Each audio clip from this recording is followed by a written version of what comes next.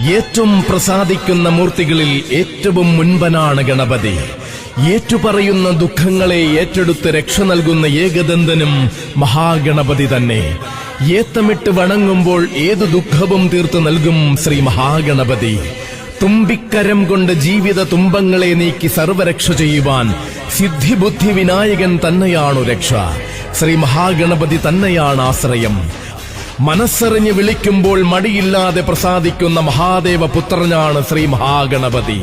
എഴുതപ്പെട്ട പുരാണങ്ങളിലെല്ലാം ഇതം പ്രഥമമായി വർണ്ണിക്കപ്പെട്ടതും മഹാഗണപതിയെ തന്നെ. ഇന്ദുകലമുടിയിൽ ചൂടിയ ശങ്കര ഭഗവാന് പൊന്മകനായി ലോകത്തിൽ വിഘ്നം തീർക്കുവാൻ പിറവികൊണ്ടതും മഹാഗണപതിയാണ്. ഗണങ്ങളുടെ അധിപനും സിദ്ധിബുദ്ധികളുടെ ഉറവിടവും മഹാഗണപതി തന്നെ.